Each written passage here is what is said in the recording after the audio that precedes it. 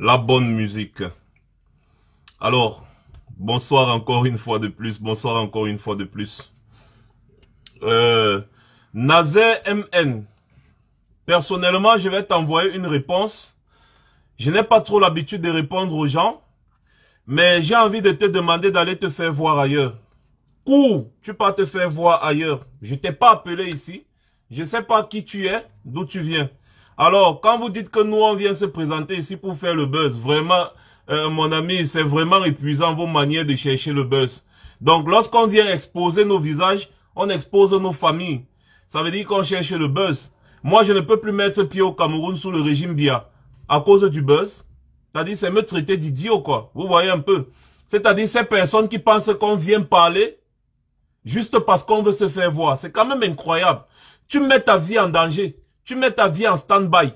Juste pour faire le buzz. Mais si on voulait faire le buzz, on devait faire comme les comédiens que vous connaissez là. Tout simplement. Ce sont eux qui font le buzz. Qu'est-ce que vous appelez buzz? C'est comme ça que parfois certains Africains sont parfois toqués. Ils pensent qu'on n'a rien à faire. On va venir là juste pour faire le buzz. Ça me donne quoi l'argent?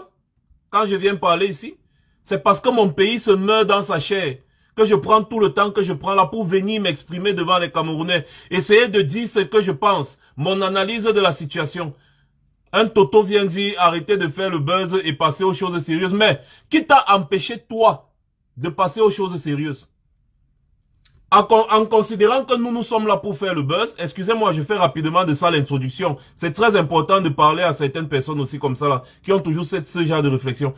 À considérer que nous venons ici pour faire le buzz, et que toi, tu veux faire les choses sérieuses, qu'est-ce qui t'empêche de prendre les devants et de faire les choses sérieuses? Mon frère, tu as la capacité de chasser bien, va le chasser, nous on va te suivre. Tu fais ce que nous, on n'a pas pu faire, on va applaudir. Et nous, tous après, on va profiter. Donc, arrêtez souvent de venir faire comme si vous voulez nous donner des leçons aux gens. Je ne sais pas trop. Et ça, ce sont des pseudo-personnes qui se disent des combattants. Déjà incapables de montrer votre visage. Et ça se fait donneur de leçons. Quand tu es commentateur de l'actualité, reste commentateur de l'actualité. Dans la vie, il y a ceux qui créent l'actualité, il y a ceux qui font l'actualité, il y a ceux qui commentent. Donc, si tu étais mis en position de commentateur de l'actualité, Moula, reste commentateur de l'actualité. Et encore un mauvais commentaire, je te bloque. Voilà. J'espère qu'on est tout à fait d'accord.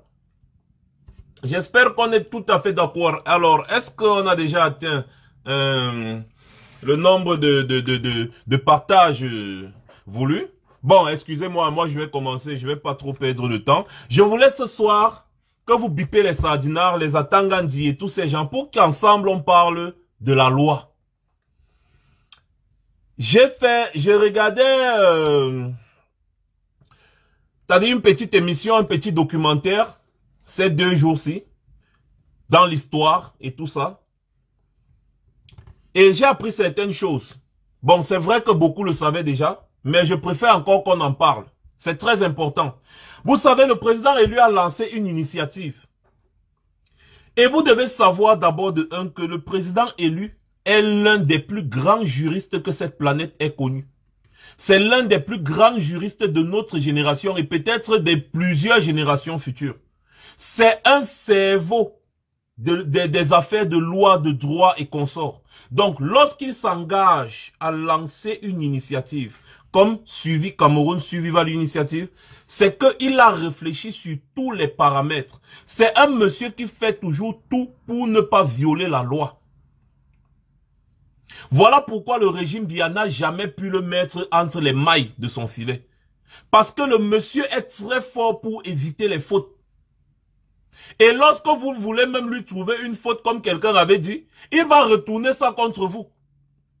Donc lorsque le président élu s'est assis et il a parlé de Suivi Cameroun, Suivival Initiative, rien que son nom, ça veut dire déjà beaucoup de choses. C'est un monsieur que lorsqu'il parle des affaires de droit, des affaires de loi, nous devons fermer les yeux comme ça et lui faire confiance parce que c'est son domaine de prédilection. Des farfelus individus mal intentionnés, bougres, ignominieux, cafards, cancrelats comme les Atangandi et sa bande de coqueluches ne peuvent pas venir enseigner le droit au pape du droit. C'est impossible. Maurice Kamto ne peut pas poser un acte en ce qui concerne la loi, en ce qui concerne le droit, et des ignominies qui ont passé leur temps en prison viennent lui expliquer ce que c'est que le respect des lois. La loi, c'est quoi la loi? Quand ils viennent vous dire ça, parce qu'ensemble, il faut qu'on essaie de se partager des idées. Nous sommes encore actuellement dans une phase où il faut absolument prôner nos idées. Il faut mettre nos idées en avant. Donc, si un d'entre vous se trouve dans un débat avec un sardinard, même si c'est à la télévision, même si c'est où, il vient te parler de la loi régalienne, du respect de la loi et consort. La première question à se poser dans ce genre de situation, c'est qu'est-ce que c'est que la loi? C'est quoi la loi? J'ai rédigé un petit texte tout à l'heure que j'ai envoyé publier sur ma page Max Senior officielle, que je vous invite d'ailleurs à aller lire.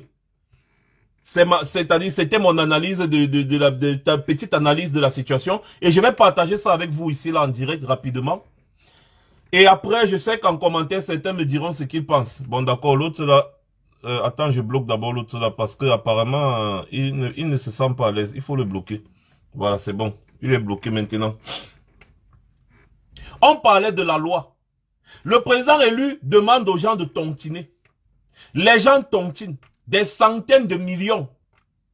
Quand il part pour remettre ses dons, on lui dit qu'il faut respecter la loi.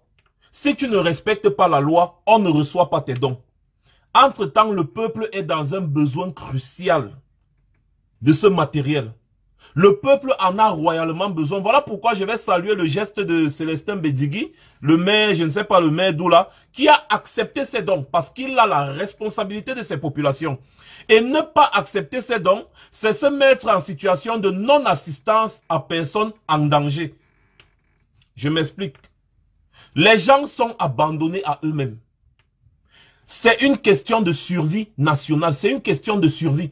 Et en situation de survie, virgule, la seule chose que tu as à faire, c'est de sauver ta vie. Tout mettre en œuvre pour sauver ta vie. Et aucune loi ne peut venir t'empêcher de sauver ta vie parce que l'être humain est au-dessus de la loi.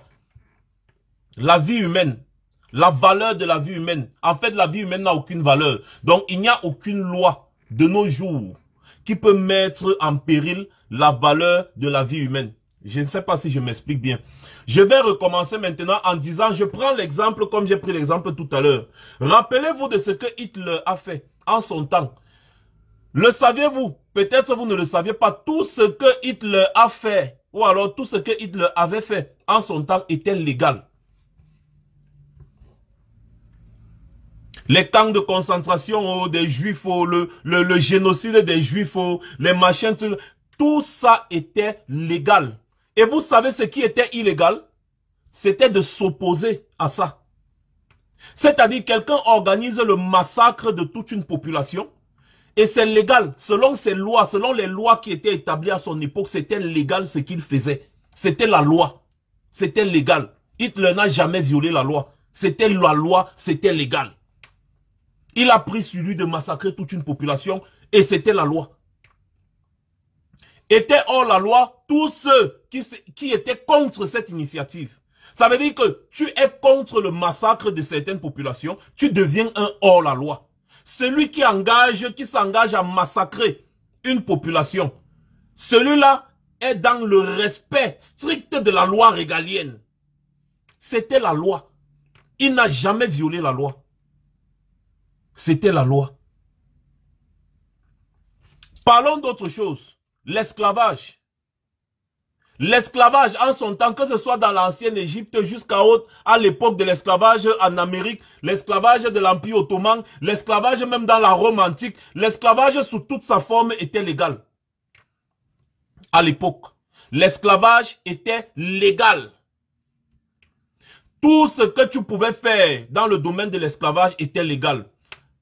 Capturer un être humain, vendre, acheter un être humain, posséder un être humain, disposer d'un être humain comme bon te semble, c'était légal. Tu pouvais même décider d'acheter 100 esclaves, les mettre sur la place publique, les fusiller tous, les tuer tous, les découper en petits morceaux.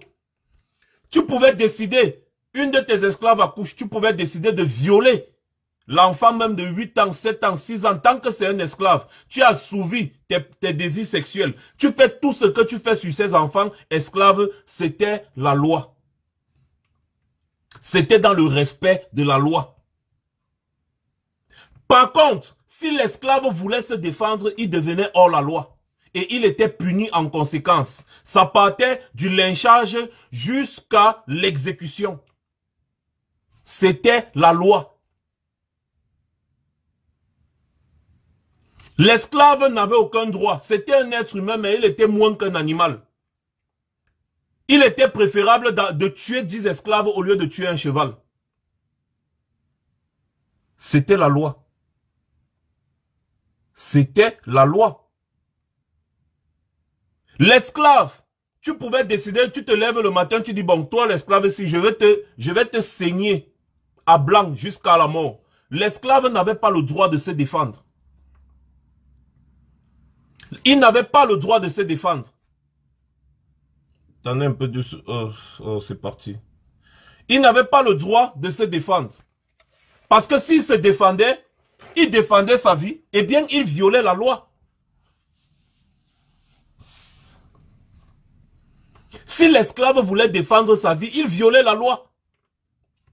Et on le punissait en conséquence. C'était la loi. C'était dur, mais c'était la loi régalienne. Dans toute sa rigueur, c'était la loi. Comme l'idiot d'Atangandi vient toujours nous rappeler la loi, la loi. Parlons de la loi.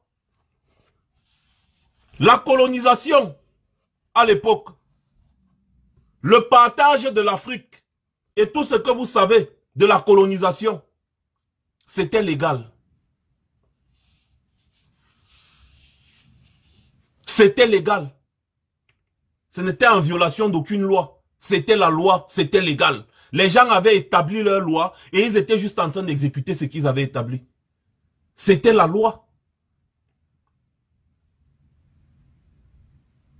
Les gars ne violaient pas la loi. C'était la loi. Ils sont venus en Afrique et partout ailleurs où ils sont allés coloniser. Ils ont fait tout ce qu'ils ont fait. Ils ont installé leur autorité. Ils ont fait tout ce qu'ils avaient à faire. Aussi pire que ce soit, c'était la loi. C'était une loi. C'était les lois établies à l'époque. Ils ne violaient aucune loi. Même pas la loi de l'humanité. C'était la loi. Je vais aller plus loin. Avec l'histoire des chrétiens, en parlant de Jésus. Même la crucifixion de Jésus, c'était la loi.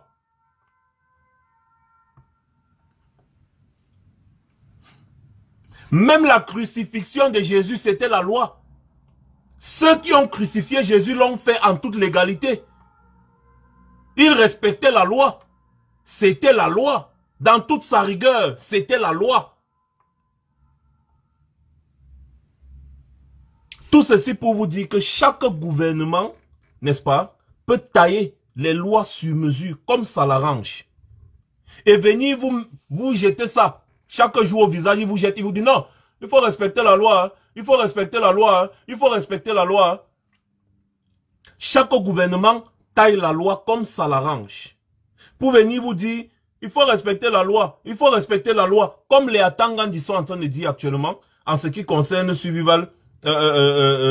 Cameroun Survival Initiative. Ils vous demandent de respecter la loi. Ils vous disent que non, la loi dit qu'on ne doit pas sauver des vies. Est-ce que les lois sont justes? Est-ce que les lois sont justes? Quand une loi n'est pas juste, quand l'injustice devient une loi, la désobéissance civile est un devoir. Aujourd'hui, l'esclavage est considéré comme crime contre l'humanité. Pourtant, c'était la loi. Aujourd'hui, la colonisation est considérée comme illégale, comme crime contre l'humanité également, je pense. Et pourtant, c'était la loi. Vous voyez un peu. Donc, les lois peuvent changer pour garantir la survie de l'être humain. Quand on parle de l'être humain, quand on parle de la survie, on ne peut opposer aucune loi à cela. Parce que les lois peuvent changer. Voilà pourquoi le président élu a dit « nécessité fait loi ».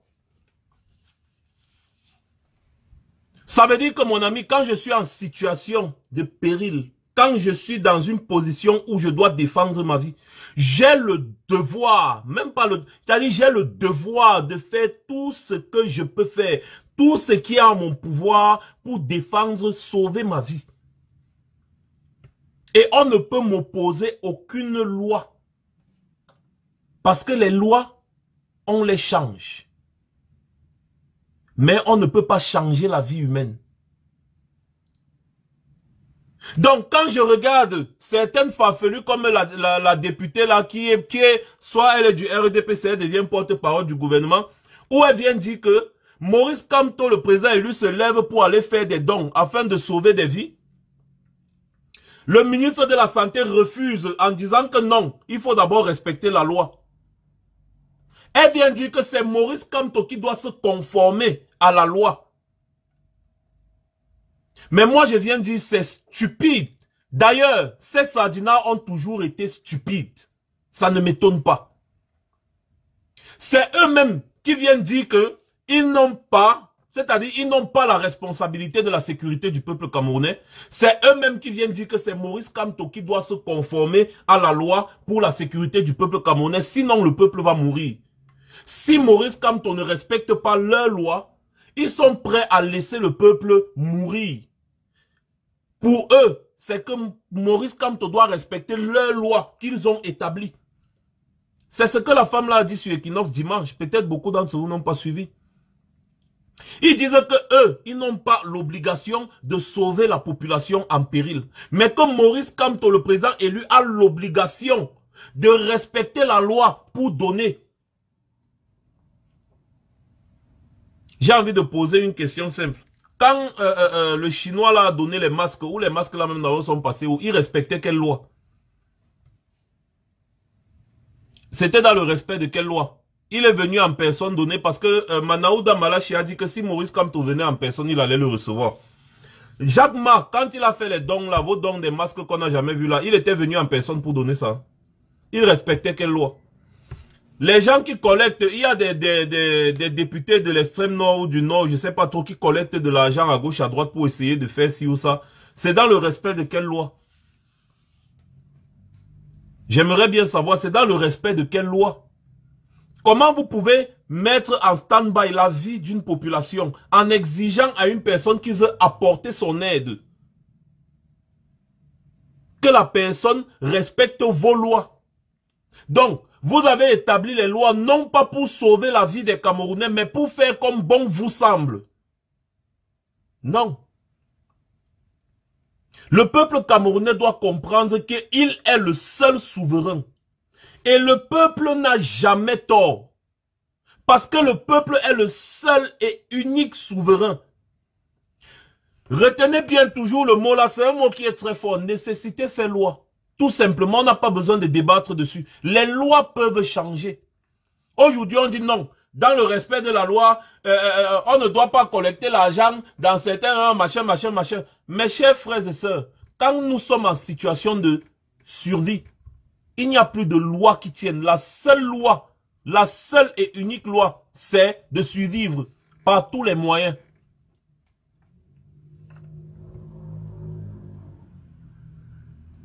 Donc quand les Atangandi et tous ces baratins viennent toujours parler des affaires de loi, rappelez-leur que la loi peut changer. Sinon, rappelez-leur aussi que tout ce que Hitler faisait à son temps, c'était la loi. Mais est-ce que c'était bien? Est-ce que c'était bien? La colonisation, c'était la loi, ça respectait des lois. Est-ce que c'était pour autant bien? L'esclavage ne violait aucune loi, c'était la loi. Est-ce que c'était pour autant bien? Quand tu t'opposais à l'esclavage, tu devenais un ennemi à abattre. Est-ce que c'était bien? Quand il y avait la guerre de sécession, Abraham Lincoln, lui, bagarrait pour l'abolissement de l'esclavage. Pendant ce temps, les autres, où c'était les sudistes, les gars disaient qu'eux, ils veulent maintenir l'esclavage. C'était aussi l'une des raisons de la guerre.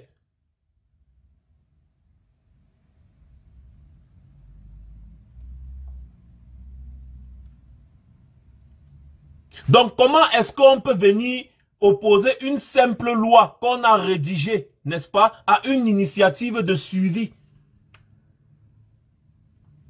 C'est tellement absurde. C'est idiot. Et allez dire au Atangandi que le moment venu, j'ai envie de voir le moment venu quand ce régime va tomber. Parce que oui, il va tomber. Ce régime est en train de tomber. C'est déjà à la fin. J'ai envie de voir là où ils vont aller. Parce qu'à ce moment-là, moi aussi, je vais leur rappeler que même la vengeance est une loi. Même la vengeance à ce moment-là aussi est une loi. Les gars voulaient que certainement que le président élu porte l'argent qu'on a collecté, il vient leur donner pour qu'ils détournent. Regardez le gros scandale. Regardez le gros scandale qu'il y a actuellement dans le marché fictif que Manaouda Malachi a donné à quelle société médicale pour livrer le matériel médical ou quoi. Même en situation sanitaire catastrophique, comme nous sommes actuellement, les gars trouvent toujours un moyen de voler. Malheureusement pour eux, le président élu est trop intelligent et il a été avec eux. Donc il les connaît. Eux, ils voulaient que le président élu décaisse tout l'argent. Il vient leur donner que bon, voici notre part de don. Les gars vont se... À ce moment-là, les gars n'allaient pas dire que la loi. Non. Ils allaient prendre l'argent. Ils allaient dire merci beaucoup pour l'argent. Ils allaient se sucrer.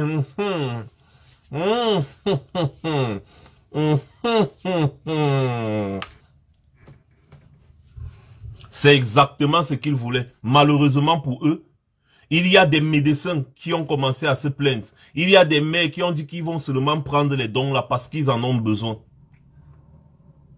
Dans les hôpitaux, vous ne savez pas ce qui se passe. Les docteurs fuient les malades parce qu'ils disent qu'ils n'ont pas l'équipement adéquat.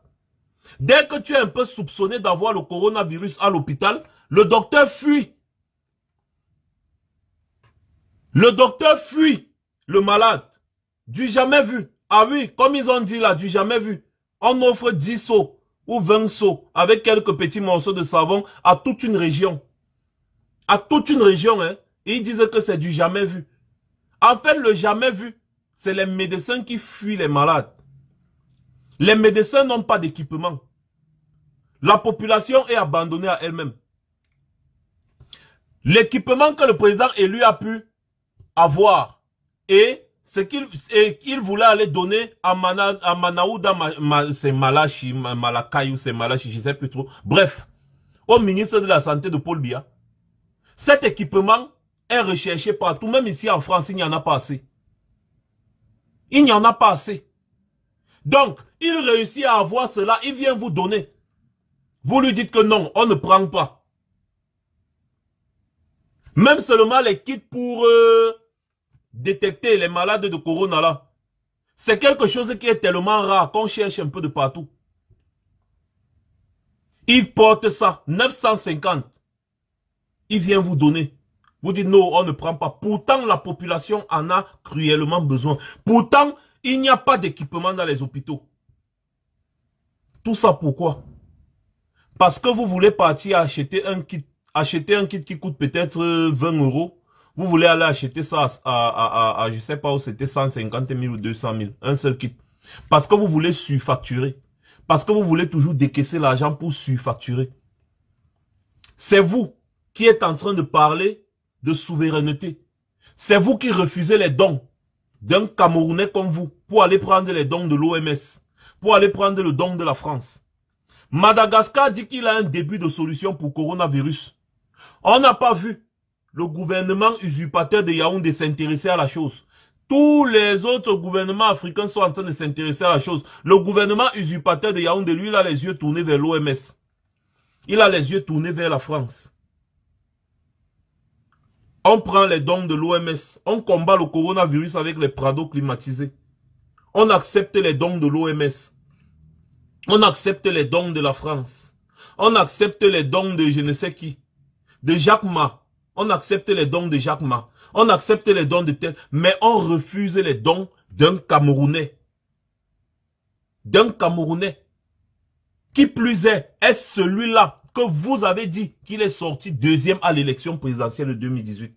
Vous refusez les dons d'un Camerounais et vous venez parler de souveraineté. Naya. Naya. Ils sont restés, ils ont observé, ils ont vu que si les Camerounais ne boivent pas, la tension va commencer à monter et ce régime risque de tomber définitivement. Voilà pourquoi ils ont décidé de réouvrir les bars. Parce qu'ils savent qu'il y a quelque chose qu'on met dans la bière. Je vous le dis, il y a quelque chose, il y a une drogue qu'on met dans la bière dans nos pays là-bas. Parce que la bière qu'on boit là-bas, ce n'est pas la même bière qu'on boit ici en Europe. Ce n'est pas la même chose. Il y a quelque chose, il y a un ingrédient qu'on met dans la bière pour endormir la population. Et là-bas, c'est comme si au Cameroun, on triple même l'ingrédient là. C'est comme si on quadruple même ça. Quand il boit, il est dans les vaps, il ne pense plus à rien. J'ai vu un autre qui a dit que si je n'ai pas la bière, je préfère mourir. C'est-à-dire, il ne pense pas à son avenir, il ne pense à rien, il ne pense qu'à la bière. Il y a quelque chose qu'on met dans ces bières-là au Cameroun qui abrutit sauvagement le peuple. Et je pense qu'à un moment donné, je pense que Negro avait parlé de ça ici, il va falloir se retourner sur cette affaire-là. Regardez bien ce que les Zamba Boys ont fait. Les Zamba Boys ont commencé à attaquer les brasseries. Parce qu'ils savaient que tant que les gens vont continuer de boire, ils ne vont pas trop s'intéresser au combat. Ils ont attaqué les brasseries. Les brasseries ne livraient plus dans leur zone. C'est comme ça que le combat s'est amplifié. Nous sommes encore dans une phase médiatique du combat. Et même pas les médias, nous sommes capables de faire tomber ce régime. Même pas les médias. Nous sommes capables de faire tomber ce régime, même pas les médias. Mais il faut d'abord qu'on forme un bloc autour du président élu. Un vrai bloc, parce que notre bloc est un peu, nous sommes un peu dispersés. Il faut former un vrai bloc. Nous avons une puissance que nous n'imaginons même pas. Je causais au téléphone tout à l'heure, en journée, là, je parlais au téléphone avec un ami français qui travaille dans un petit truc ils appellent encore ça comment là, les prestations de services ou les quoi. Eux, ils se focalisent sur l'internet. Ils sont spécialistes dans les plateformes d'internet et tous ces trucs là. La puissance des réseaux sociaux, vous ne pouvez pas imaginer l'impact que ça peut avoir. Mais seulement, il faut être discipliné dans ça. Et il faut persévérer, il faut former un bloc. Il m'a expliqué tellement de choses que je ne saurais vous expliquer ici parce que je vais couper le live. Bientôt, j'ai déjà un peu trop bavardé. J'ai les mots de tête quand je bavarde beaucoup. Je ne sais pas trop pourquoi tous ces derniers temps. Mais je pense que je vais revenir soit jeudi, soit vendredi. Je vais faire un petit live encore pour vous expliquer notre pouvoir et notre puissance que nous ne prenons pas encore en compte et qu'il est temps de prendre en compte parce qu'actuellement, nous ne sommes pas prêts à faire comme les Zamba Boys. D'après ce que j'ai observé, vous n'allez pas me dire le contraire. Nous ne sommes pas prêts de faire comme les Zamba Boys, mais nous avons une arme que nous pouvons utiliser contre les barons de Yaoundé et qui peut avoir son effet immédiat si seulement nous sommes disciplinés. Si seulement on respecte cette discipline-là. Le président élu a été obligé aujourd'hui de faire un autre tweet pour nous rappeler de tontiner. C'est un truc très grave quand même. Je voulais m'énerver, mais après j'ai dit que non, ça sert à rien de s'énerver. Le président élu était obligé de faire un autre tweet pour nous demander de nous concentrer et de tontiner pour sauver les vies. Chose que normalement il ne devait plus faire si on avait clôturé cette tontine. Cette tontine bat de l'aile. On ne peut pas dire que nous sommes tous mobilisés derrière le président élu. Il lance une initiative. Il n'y a même pas 50 000 personnes qui participent. C'est une faute lourde. Mais nous devons remédier à ça. Peut-être certains ne comprennent pas encore l'impact de ça. L'impact du nombre de participants. Mais sachez que nous avons une force. Nous avons une puissance. Et l'avènement des réseaux sociaux est venu nous faciliter la tâche. Mais nous-mêmes, nous la compliquons encore. Pourtant, c'est tellement facile. Nous la compliquons encore. Mais vous allez voir que si on parvient à établir cette stratégie-là, si on parvient à maintenir le cap, 2 mois, 3 mois, on met une pression phénoménale sur ce régime. Je vous assure, il n'y a pas plus puissant que les médias. C'est le 4e pouvoir. Il n'y a pas plus puissant que les médias. Tout le monde a peur des médias. Donald Trump a peur des médias, Macron a peur des médias, Merkel a peur des médias, Poutine a peur, tout le monde a peur des médias. Vous avez les médias, nous avons les médias. Il faut juste savoir utiliser ces médias. C'est la seule chose qui nous manque. Nous avons opté pour une lutte d'une autre façon. Les Amba Boys sont en train de lutter sur le terrain. Mais nous, on n'a pas les possibilités de lutter sur le terrain. D'accord, mais on a les possibilités de lutter autrement. Et ce n'est pas un secret. Je pense que après avoir encore bien causé avec 1, 2, 3, ils vont me donner des stratégies. Et je vais revenir pour faire un live. Et vous expliquer encore très bien c'est quoi le pouvoir que nous avons entre nos mains là. Et comment est-ce que nous devons l'utiliser. Nous pouvons lutter aussi de cette façon. Et renverser ce régime-là. Il suffit d'y croire. Il faut seulement croire à ce qu'on fait. C'est tout. On croit seulement à ce qu'on fait. On a parlé de beaucoup de stratégies. On voit que les gars, vous n'êtes pas encore prêts. Vous n'êtes pas encore prêts. Mais vous êtes nombreux sur les réseaux sociaux. Et les réseaux sociaux, c'est une arme terrible. C'est une arme terrible. L'arme médiatique. Et nous pouvons l'utiliser. Nous pouvons l'utiliser pour mettre, c'est-à-dire mettre ces gens dans leur propre rouleau compresseur, les compresser. Et c'est comme ça que les gars vont finir. Il faut juste de l'engagement, de la détermination et beaucoup de discipline. La discipline, j'insiste dessus. La discipline. Nous devons avoir une règle de conduite. Et nous devons maintenir le cap. Si on fait ça, 3 mois, avant fin 2020, le régime là va s'écrouler complètement. Jusqu'aujourd'hui, personne d'entre nous n'a encore vu 1000 œils sur Biya. Jusqu'à présent. Comment on fait? La vacance du pouvoir doit être constatée. Certes. Quand on va constater la vacance du pouvoir, si on parvient à le faire, qu'est-ce qui va se passer? Est-ce que les barons de Yaoundé vont laisser qu'une autre personne qui n'est pas de leur clan prenne le pouvoir? Je ne pense pas. Il va falloir toujours se battre.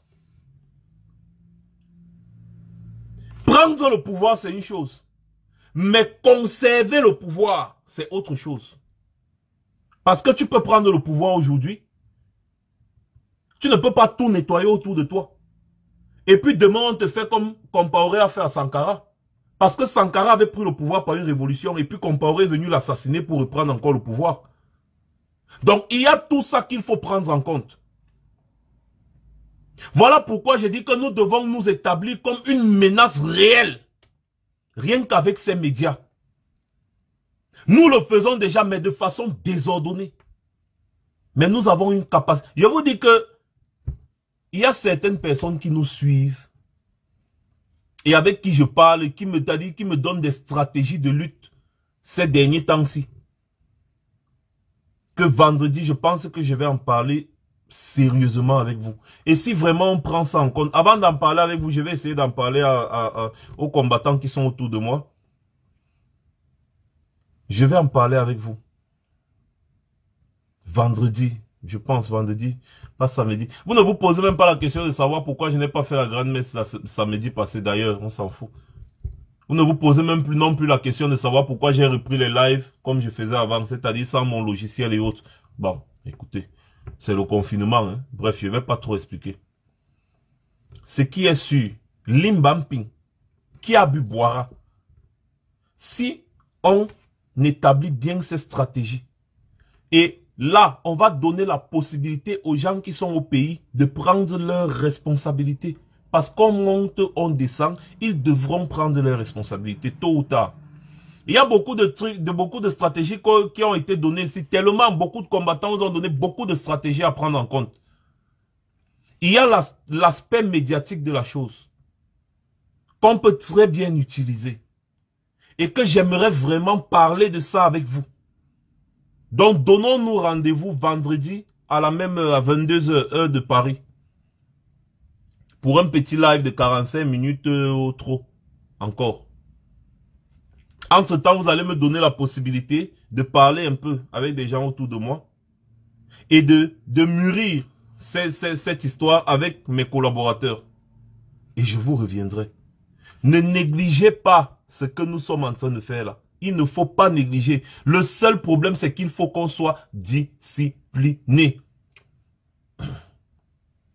Et pour terminer le live d'aujourd'hui, je vais vous dire, n'ayez pas honte de chanter. Il y a beaucoup de personnes qui m'écrivent, ah non Max, j'ai honte de chanter, vraiment, ma voix n'est pas bien, ma voix... Non.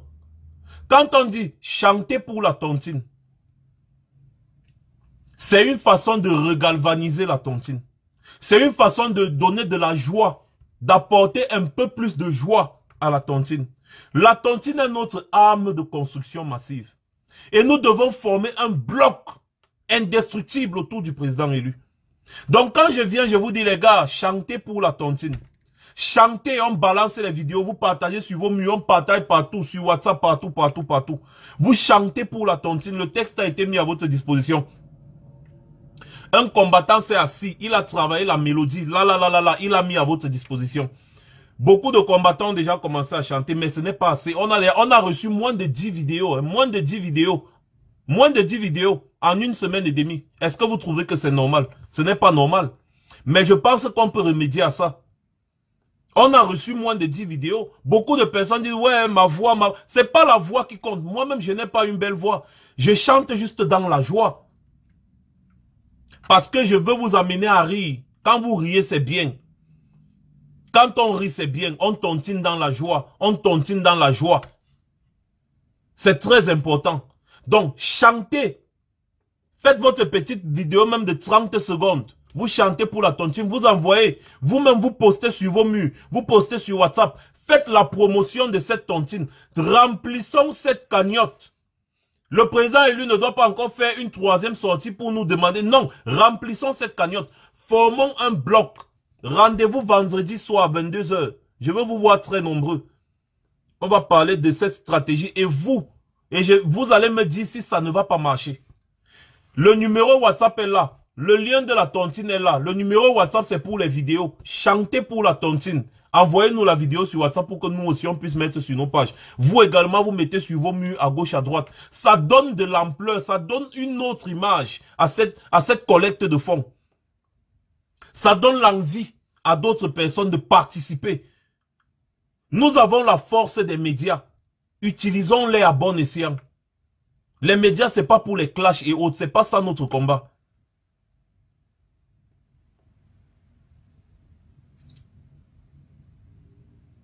Voilà. Donc, chantez pour la tontine. Envoyez les vidéos, partagez les vidéos partout. Chantez pour la tontine. Vous partagez la vidéo, vous mettez le lien de la tontine. Pour que les gens voient la vidéo, ils sont contents de ta façon de chanter. Même si tu te trompes dans le chant, même si tu n'as pas une belle voix, même si tu n'as pas non. C'est l'humeur qu'il y a derrière qui compte. Quand vous aurez fini de faire votre petite vidéo, vous partagez, vous faites... Et puis, on continue de mobiliser autour de la tontine nationale, initiée par le président élu et ses collaborateurs. C'est très important, c'est une question de survie. Ça a déjà mis long, on doit clôturer ça. Pourtant, le rythme au départ était bon. Les barons de Yaoundé sont venus pour casser. Ils ont les menaces, les ceci, les cela, ça a découragé certains. Mais je pense qu'il est temps qu'on relance encore ça. Et qu'on relance ça de plus belle. Chantons pour la tontine. Passez une bonne soirée. Rendez-vous vendredi, 22 h heure de Paris. Venez nombreux. On va parler.